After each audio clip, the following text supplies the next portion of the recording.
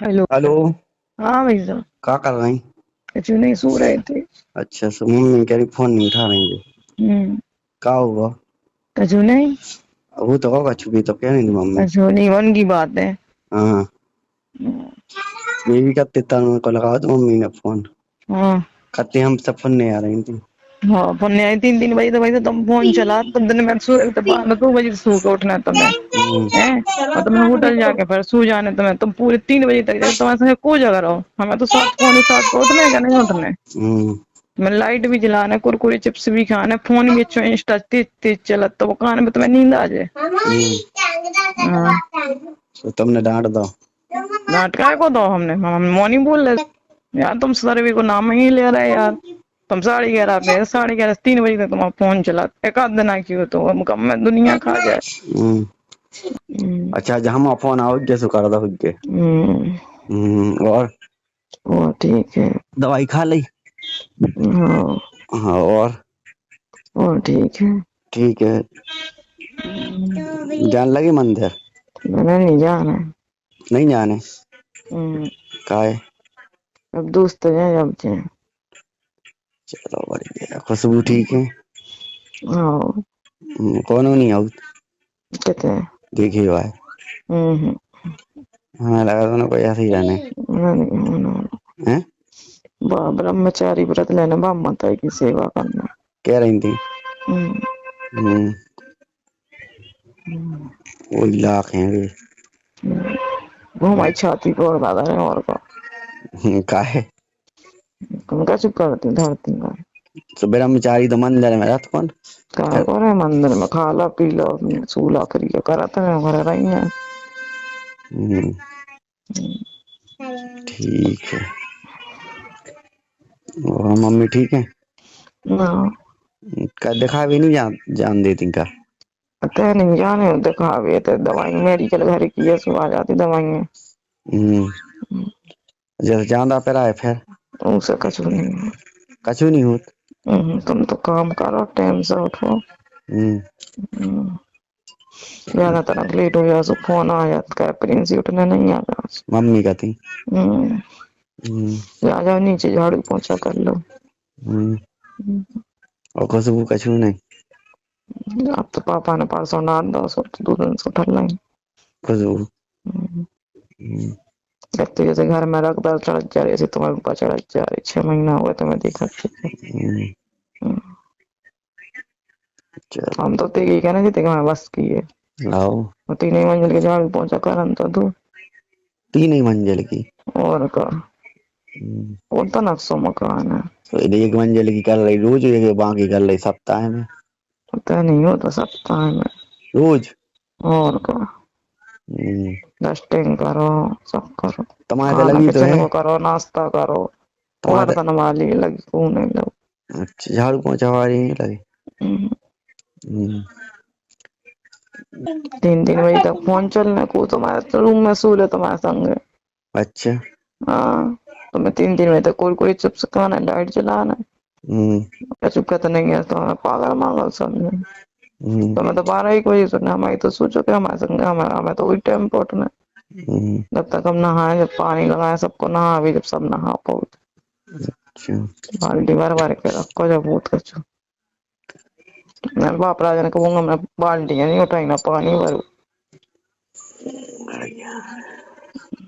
Geyser नहीं लगवा पाए? होता था की जा। हैं? लेटरिंग में तो पानी ले जाने यार। अच्छा।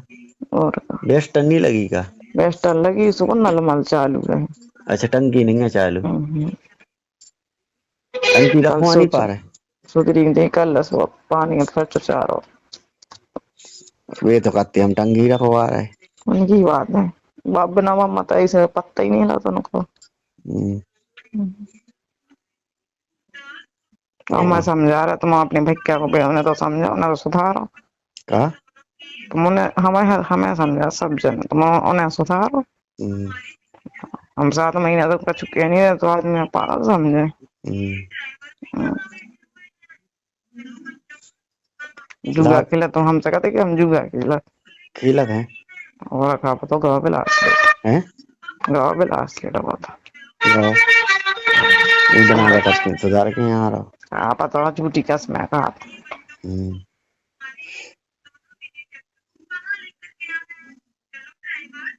हमने कि तुम कहियो पापा से, हम कह के तुम ने बिगाड़ के धर लो, हम सुधारे, हम कैसे सुधारे। 1 बजे परसों लगन लिखी जा रही थी, नहीं कहते हो कते लगन में हम नहीं के। अच्छा 1 बजे रात के की कहते लगन फिर आए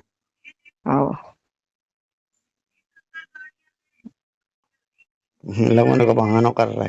कहा पता बहन से कैसे बहन करती नहीं लिखी जा तो नहीं रात के 1 बजे की कहते लिखी जा। सही है। फिर कितने बजे आए थे? वही आए थे 1 बजे 12:15 पे जब हमने फोन करो 10-15-20 मिनट में आ रहा है।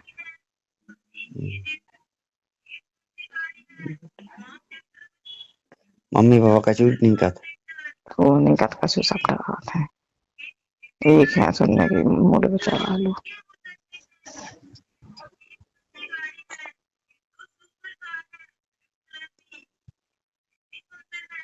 और ठीक है।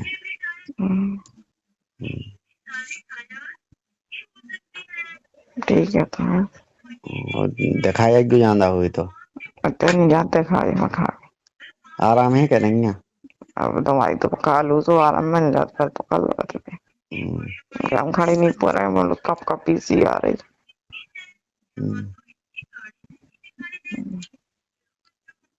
अन्ने तो अपने घर है नहीं को तू कर जी हो रहा तो मैंने समझाओ ना, उन्हें सुधारो ना, मैं क्या को सुधार रहे, हम तो सुधरी है, कौन कमी कर रहे हैं हम, कौन मैं तो बताओ। एक गलती पर नकार दूं भाई, हमने कितने दिन हुए हमें। राम राम भैया, और हमें चिल्लू नाम और रहीश यादव, आप देख रहे हैं बुंदेली बौछार।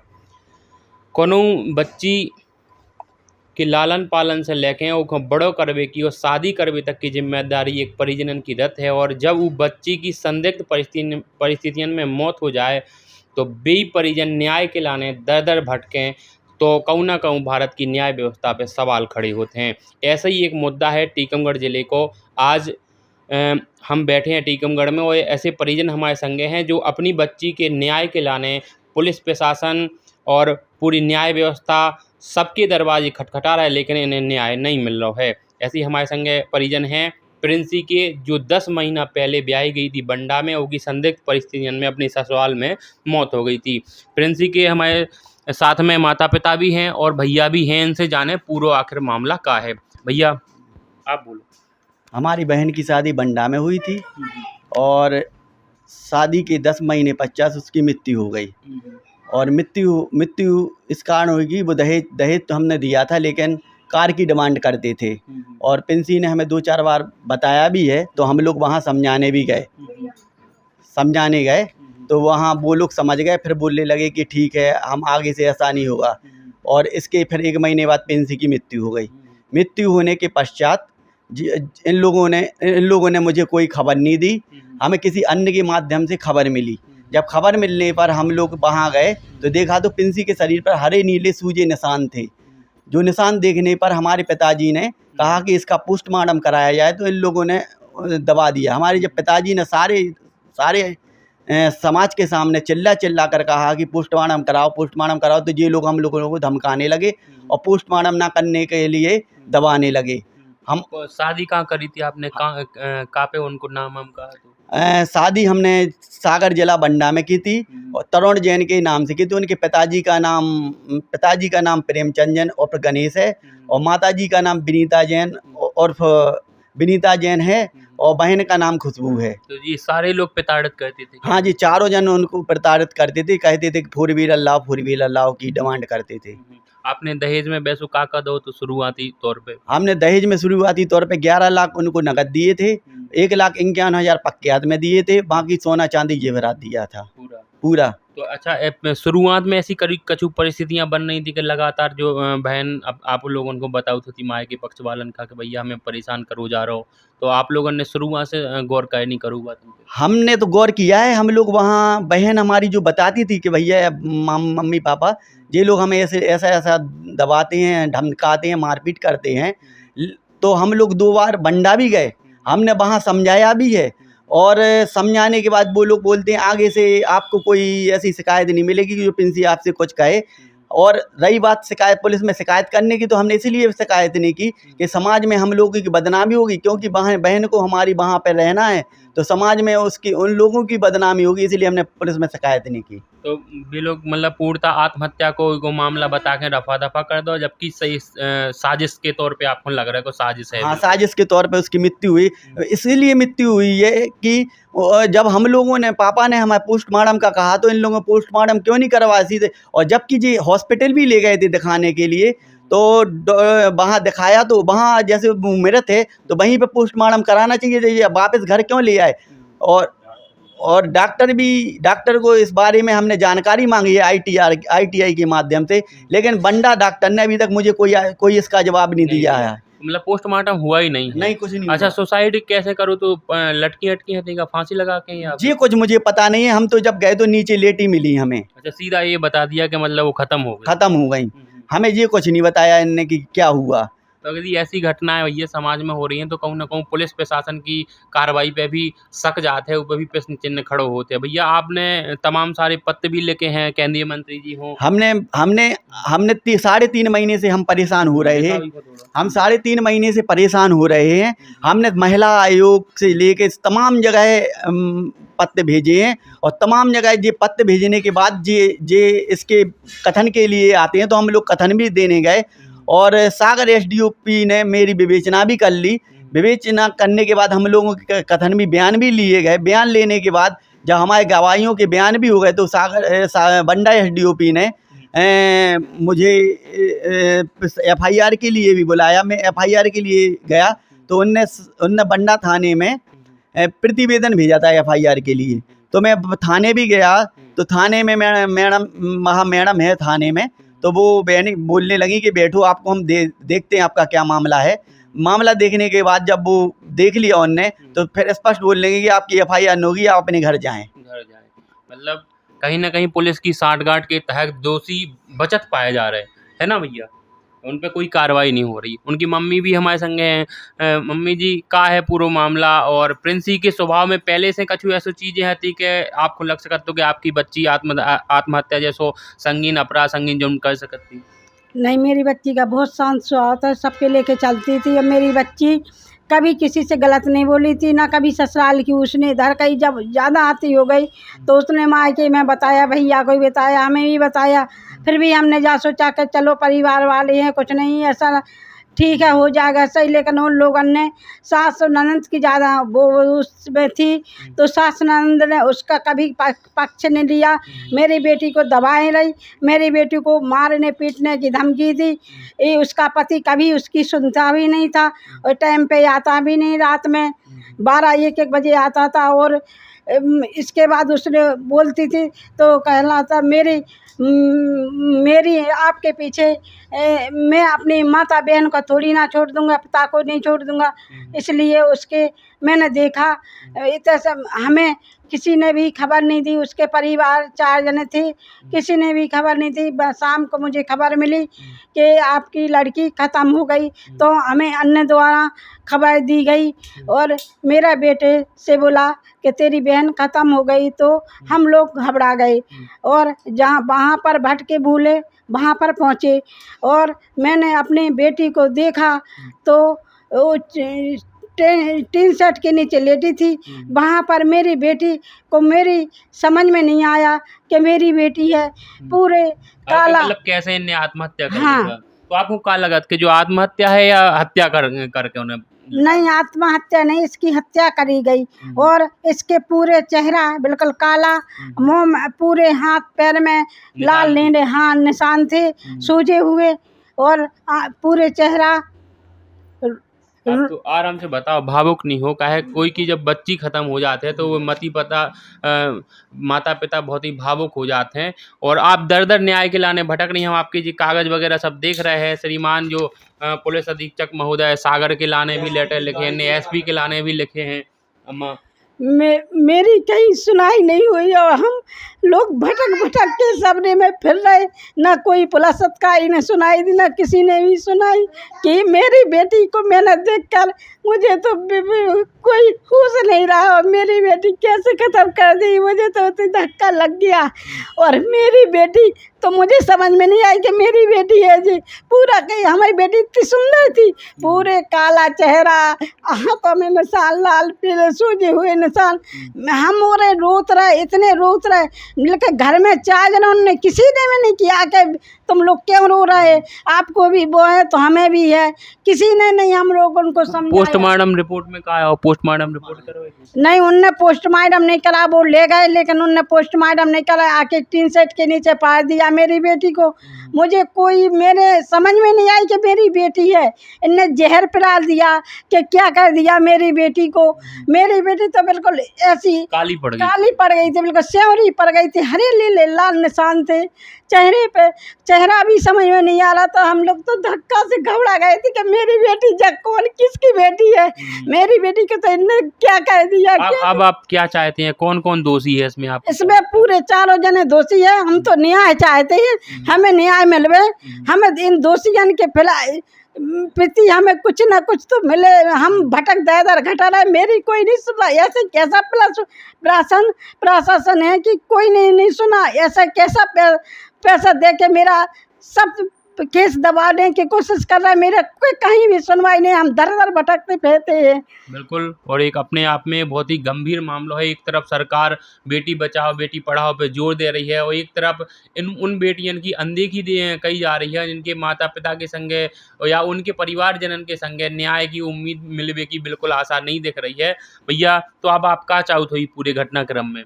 हम तो न्याय चाहते हैं। मैं एक बात कहना चाहता हूँ, जैसे उन लोगों ने पोस्टमार्टम नहीं कराया, तो जैसे कहीं भी जाओ तो ये बोलते कि आपका पोस्टमार्टम नहीं हुआ तो आपकी कार्रवाई नहीं होगी। लेकिन मेरी बहन तो मरी है ना, तो मेरी बहन मरी है तो उसके खिलाफ तो कोई न्याय मिले हमें न्याय मिलवे, हमें इन दोषियों के प्रति हमें कुछ ना कुछ तो मिले। हम भटक दर घटा रहे, मेरी कोई नहीं सुना। ऐसे कैसा प्रशासन है कि कोई नहीं सुना। ऐसा कैसा पैसा दे के मेरा सब केस दबाने की कोशिश कर रहा है, मेरा कोई कहीं भी सुनवाई नहीं। हम दर दर भटकते फिरते हैं। बिल्कुल, और एक अपने आप में बहुत ही गंभीर मामला है। एक तरफ सरकार बेटी बचाओ बेटी पढ़ाओ पे जोर दे रही है, और एक तरफ उन बेटियों की अनदेखी कही जा रही है जिनके माता पिता के संगे या उनके परिवारजनन के संगे न्याय की उम्मीद मिलने की बिल्कुल आशा नहीं दिख रही है। भैया, तो अब आप क्या चाहते हो पूरे घटनाक्रम में? हम तो न्याय चाहते हैं। मैं एक बात कहना चाहता हूँ, जैसे उन लोगों ने पोस्टमार्टम नहीं कराया, तो जैसे कहीं भी जाओ तो ये बोलते कि आपका पोस्टमार्टम नहीं हुआ तो आपकी कार्रवाई नहीं होगी। लेकिन मेरी बहन तो मरी है ना, तो मेरी बहन मरी है तो उसके खिलाफ तो कोई न्याय मिले हमें। कोई दोषियों पे कार्रवाई, अगर पोस्टमार्टम नहीं हो तो अपराधी बच जाएं। ये कैसा कानून है? अगर कोई मरता है तो उसके लिए तो न्याय होता है कि नहीं? अगर आपने कह दिया पोस्टमार्टम नहीं किया, आपने लेट शिकायत की, तो ये कोई मामले नहीं होते हैं।